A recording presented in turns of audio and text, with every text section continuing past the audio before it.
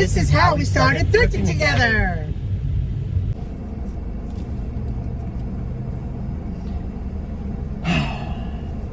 Someone was asking Thrift Dweller how we started thrifting together. How did we? Oh wait, yeah. Take it away, Daniel. Okay, so it sort of started like this. It was like a sunny What? Hang on. A sunny afternoon. I saw this, like, I was downtown. I was in an alley. And you and your blue car came by. Whacked him over the head. You picked me up downtown. I was like, you're coming with me, white bitch. That's a heavy chain. Where'd you pull that out of? Oh, the back seat. Holy snap. You never know when you need a chain, or you need to chain someone up, or you need You're showing everyone your weapon of choice. weapon of choice. That thing's a heavy chain. Like, what are you bringing? And it has a clip on it so you could drag people.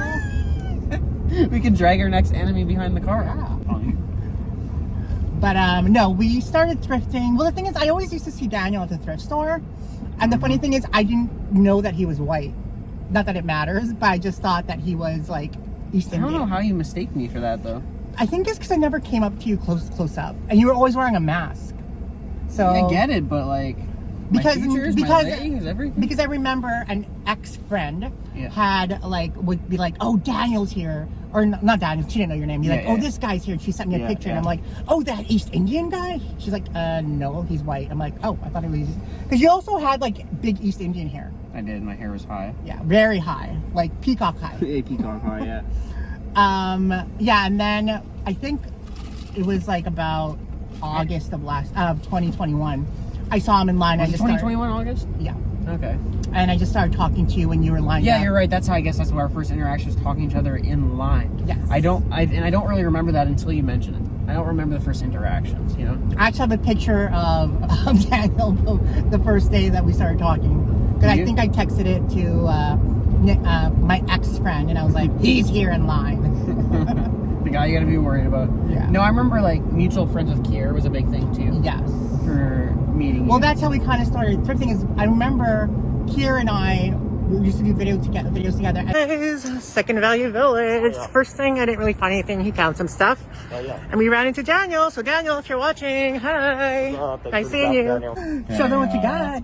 Lucked out today though, guys. Ashley's a good luck charm. So did get some pieces. First piece is a Yeti Coolers hat. Pretty random.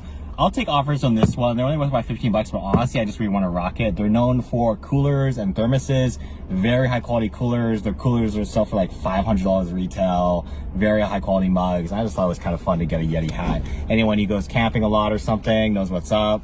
And Kier was like, we should take Daniel out thrifting because he's cool, you know, cool. There's similarities, me and Kier, so that's, and I sort of knew you through him, so it just some mutual connects too a little bit, I'd say.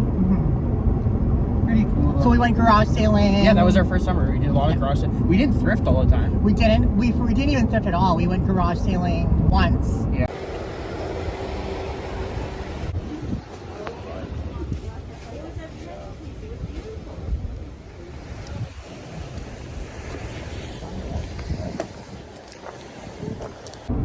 And then twice. I have a video of us thrifting twice with you. Pull that up. I wish we could find that. It's on the channel. I'll add clips maybe. It's a long time ago. 2021. 2024. Yeah, it was 3 years ago. And then it went from. And then Kier stopped doing videos, so kind of Daniel stepped in to do videos. At first you were hesitant. I was very hesitant. Yeah, because he was working at a thrift store too. Yeah, so, I couldn't really talk about thrifting. I couldn't talk about reselling. I couldn't talk about a lot of things. But I was also like very nervous at first. Yeah. Talk on camera. I still am. I'm still awkward, but like not like I was before. To the channel, we went garage sailing with Daniel today. Yay! He's been getting a lot of love in the comments, so thank you guys. Thank you. Yeah, he deserves it. We went to what was that called? Like a community garage sale? It was a community like an antique sale, almost like a garage sale, yeah. There's a $5 entrance fee, but I mean, it totally paid off because he got some amazing things. It was worth it in the end, yeah. Yeah. Okay, one story I want to tell. Look at Daniel's face here. He looks so uncomfortable and so nervous. It's going for like 300. It was this one guy in the entire place where he didn't know what he had, I guess, or maybe he did and he just wanted to let everything go. But another thing that Daniel got was this big box of car emblems. Yeah, that was crazy. So he had them at $3 a piece.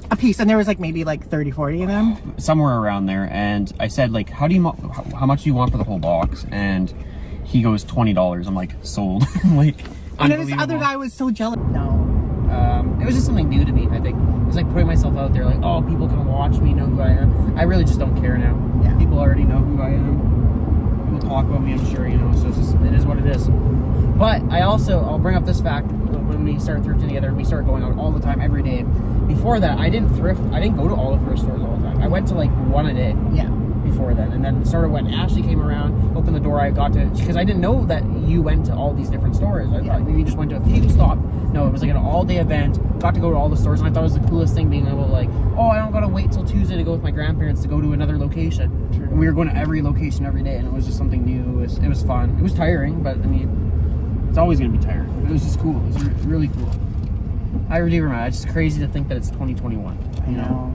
August 2021, first garage sale. Then early September, another garage sale. But then I went to Mexico. Yes. And then when I came back, that's when we started. That's when we started thrifting. Yes. And I think we talked, and you're like, yeah, we'll start thrifting regularly when I get back. And I'll try out the videos. And that was the thing at first. It's like, even if I don't want to be in a lot, we'll try it out. Yeah. So we had a great day today.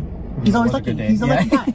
We bring each other luck. Yes. And also, I was like, on my Instagram, I posted your jacket. I thought that was really nice. It's Canada Goose. Look at that.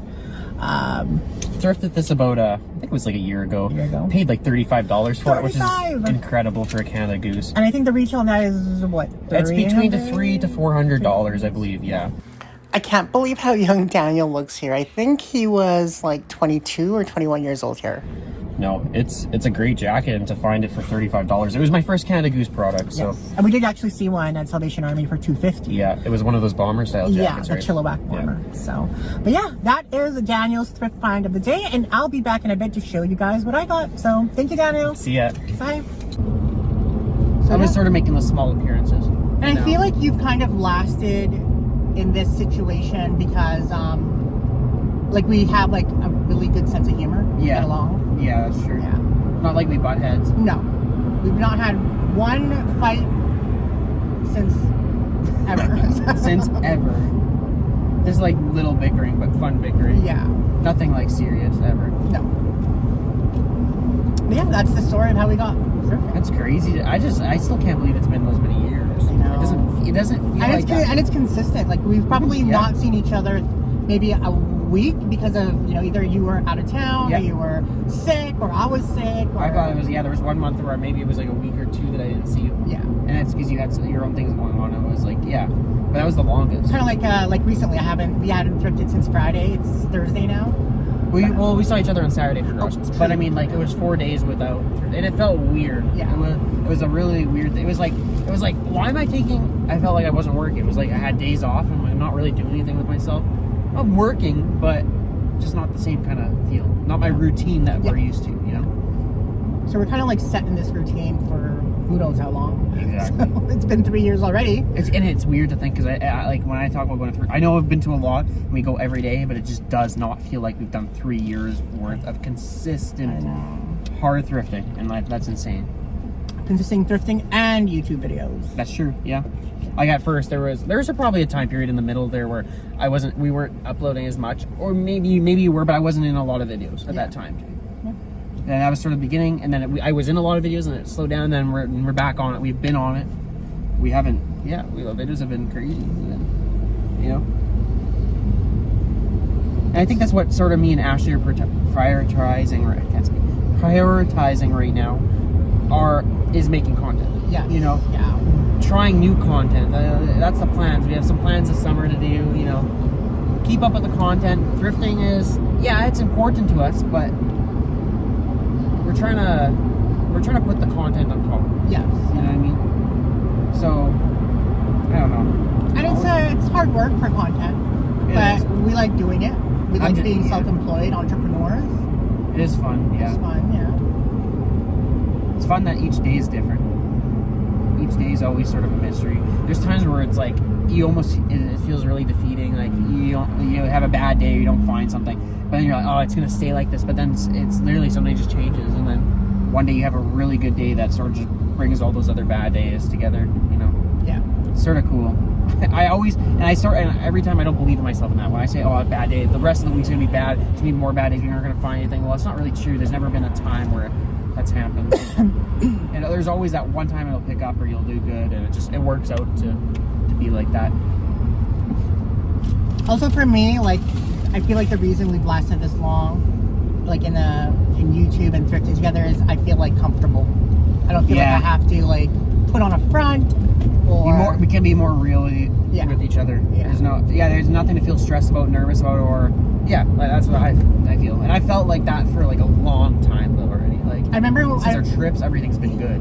You know? I remember when we would go to the hotel, when we would do the hotel for thrifting, I'm like, I'd always time my bathroom breaks with Daniel, like out or away or something. Now I don't really care. So you can listen to what I'm doing in the bathroom. Oh my god! How many times have we been on a trip together? Minneapolis. Well, our first one was Grand Forks. Where we ran into a lot of issues. Yes, when they first opened the border for COVID, we booked it right to Grand Forks. We did. We had a fun trip and a really bad coming back for sure. December 2021. And then we went. That was our first small trip. That was the smaller thrift stores. Yeah. And then our other bigger trips have been Minneapolis. Like Minneapolis, three times. 3 times in 2022. Yeah. Wait, 2021. Last year we didn't go once. I know. Which is sort of... It was weird. I'll blame that on me. That was our fault. But we also weren't, at that time, I don't think, popping out a lot of content. That's true. We were very slow on content last summer. It was. Which is weird. Why did we do that? We're thinking back on now. We could have given content. We could have went with... I don't know. But we're making a change this summer. But also a lot of things happened around that summer. We got the storage locker, so that was an expense. You got a car. Oh my god. Yeah. Well, the car thing, bills changed for me. Yeah. Things changed. Things were going up. More pressure for sure. And there's still a lot of pressure right now, hence we would be doing sort of like what we were the first year in thrifting, but we're sort of finding a way to do it still now, again. Yeah. So that's the plan this summer at least. Because we really enjoyed like those like bins hauls and what we got and the content there, so we want to give that to you guys too, because you guys enjoyed it a lot too. It's not necessarily about having funds to purchase items out there. It's more the fact of what the cost is and the wear and tear of all of that. You know what I mean? We got to break our vehicle, gas, hotel. Like, there's the only factors that are really stopping us from doing this all the time. We have the time. Yeah. We can do the footage. We have all that. It's just we got to line up something else that works for us on top of our other commitments. We have one meal covered in Minneapolis because we have that McDonald's gift card for $35. McDonald's gift card. I love it. It was Jeanette or Janetta, I think is the one that gave it to us. Thank you, Janetta. Yes. Thank you. That's very sweet. We're going to use that in Minneapolis as one meal for the both of us. That's like, no, 35 US? Yeah. That's like, that's like 2 or 3 meals. Sure, it could be breakfast and lunch for both of us. Easy. So that covers half a day's meal. And this is coming off like we're sounding cheap and stuff, but it's not the point of that. We try to budget our trips. We want to make the most of them at the same time, and it's hard, you know. We have to budget being smaller creators. I would say smaller creators, smaller businesses. That's your dream, though, is to just like elevate on YouTube, and you know. Because right now, like. We do a lot of relying on how our days turn out, our luck and our product that we find or source or get lucky with, right? And that's sort of what we end up relying on. One of the big reasons too why I want to rely more on social media than reselling is a huge headache in terms of like taxes and income tax. Like it is. Oh my God, is it ever? It sucks, and because like tax, we're talking about GST. You have to charge people sales tax if you're selling locally. You have to charge provincial tax. You have to charge. And that takes a big chunk of what we make. Yeah. And when we're already selling things on the low, people are lowballing. Yes. There are people that want this, but they don't consider that this is our built-in price. This is 12% comes out. We have to buy these products, and we're not. There's so many factors. You know how many times, not with you, you don't really run into that issue, but I do, where I buy a lot of product and I'll chance that one thing selling. I'm lucky to pay back what I paid for everything. Yeah. And that's not even with tax yet. You You know what I mean? So I buy all these things that I pay up for, and like sometimes they sit. I gotta factor that in too. Not everything's an instant sell, and it never will be. No. You gotta work for everything, and sometimes it's not even about working hard to push that product out. You'll have somebody that will come and buy that thing randomly, or you know, that will pay the price that you want. You don't need to lower your prices. Sometimes it just takes time. You know. The headache that I had recently was filing my RST, because like for me, as a small business, I have to file my income tax, which is due like around April. Then I have to file my GST tax return, which is the GST that I have paid for stuff and charged for stuff. Then I have to charge an RST, which is a PST. Provincial. Yeah, so that's separate from the income tax and the GST filing. And that's anything that's done in our province. Yeah, in our province. So anything, and any things that I've paid PST on and anything that I've charged PST on in like local and sales. Almost anything, even used, is PST. And it's complicated to file it. I was having an issue with my accountant because she was like having some issues with like personal ones, so she couldn't do it. So I was trying to do it. It is complicated. Those sheets are, the GST one was complicated, so I can't even imagine the PST is very. It's maybe similar, but probably I was like headache. I had to literally Google it. You watch a YouTube video, and even when I watched the YouTube video, I didn't understand it. I had to read all this info. It's frustrating. Oh my god. I will say something else too. Learning through the 3 years of reselling and doing this full time with you, is that each year there's been a new challenge. There's always something new to learn, and it's gotten harder and harder. Nothing's ever gotten really easier with this. Yeah. I'm sure there'll be a point where it caps out and you know all the basics that you need to know until something new comes out. But yeah, like every year there's been more of like the pressure put on our businesses, at least mine. I'm sure the same with yours. All I can say is that it's not an easy job. No. Enjoyable job if you like it. Enjoyable. It's flexible, but it's not easy. No. And if you were to ask me honestly right now, if I was to say get in this car today, this is our first time reselling, and I'm doing full time, I don't think I could be able to do it. No. If I started with nothing right now, and I had nothing, and I was just diving into what we're given today and this time without having any backing or product, it would be very hard. It would be a struggle. You'd have to. You can't start this without any money. It would take years. I mean, you could in terms of selling shit in your house that you already have. But how much stuff out of this house are you going to sell that you're not using? You know what I mean? Mm-hmm. You can't sell off everything you own, and then what, you're stuck with paying your bills once, and then how are you going to pay for your next piece of product? The difficult part about reselling is you have to spend money to make money. Yeah. So let's say and it's not a sure thing. Everyone gets so happy. Oh, you made $50 on this item.